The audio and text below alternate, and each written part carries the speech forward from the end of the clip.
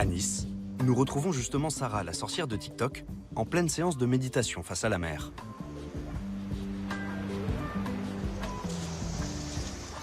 Bonjour Sarah.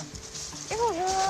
Ça va? Et ça va? Et bah, voici Océane. Du coup là, on est en train de se recueillir auprès de la mer. On célèbre Poséidon et on se reconnecte un peu à la nature. Sorcières modernes toutes les deux, Sarah et Océane pratiquent ensemble rituels et sortilèges. Et ce jour-là, elles ont besoin d'un ingrédient bien précis, de l'eau de mer. En général, on dit merci du coup à l'océan. Donc merci. À quoi ça sert de récolter de l'eau de mer? En sorcellerie, ça a des propriétés. Donc protection et bannissement des mauvaises énergies. Et l'eau de mer, du coup, fait un peu partie de notre région. Donc on l'inclut dans notre pratique. Voilà. L'écologie, c'est important dans votre pratique de la sorcellerie? C'est ça, carrément. Le respect de la nature, vu qu'on travaille avec. On dit que c'est un peu le temple des sorcières, donc forcément on le respecte et quand on peut on nettoie, on enlève les déchets, etc.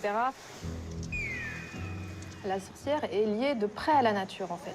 Elle connaît les puissances profondes de la nature, elle est connectée aux plantes, elle est connectée même aux animaux, et c'est vraiment lié. Ouais.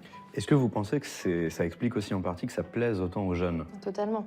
Parce que ces jeunes ont besoin de se reconnecter avec ce grand tout. Et toutes ces pratiques ésotériques qui font appel à des forces naturelles mystérieuses permettent de nous remettre dans ce tout, d'en faire partie, d'en être acteur et de nous y sentir bien. La sorcellerie, une manière pour les jeunes de se rapprocher de la nature, au carrefour entre engagement écolo et attrait pour le mystique. Ce jour-là, dans la forêt, Sarah et Océane commencent leur rituel en brûlant du romarin.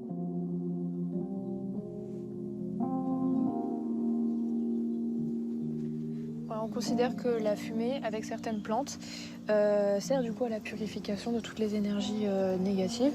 Donc les chaudrons sont toujours utilisés en fait. C'est ça. Romain, je te purifie. Ça peut sortir les gens.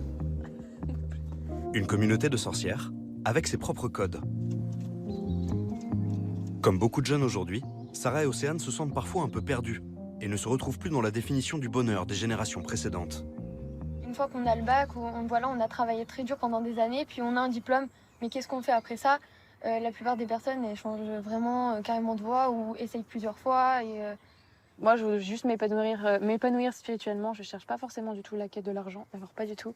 Vraiment, j'aimerais bien juste vivre dans la nature, faire ce qui me plaît, être avec mes animaux, mes plantes. Et voilà, on cherche pas à suivre un schéma qui nous est imposé par la société de, par exemple, on est une femme, on doit trouver un mari. Avec le mari, on doit faire un enfant. Et en fait, on veut plus du tout ressembler au final, nos générations passées. Les féministes et les femmes ont redécouvert cette figure de la sorcière qui a longtemps été honnie. Voilà, elle était à la marge de la société. Et en fait, on a découvert que cette femme, elle était honnie parce qu'elle était menaçante, parce qu'elle avait du pouvoir. Elle était libre, elle n'était pas sous la coupe d'un mari, elle n'avait pas d'enfant, elle avait des connaissances. Et donc, c'est vraiment l'icône du mouvement féministe aujourd'hui. La question de la sorcière, ça a eu un regain d'intérêt dans les milieux féministes. Puis il peut y avoir également un côté politique.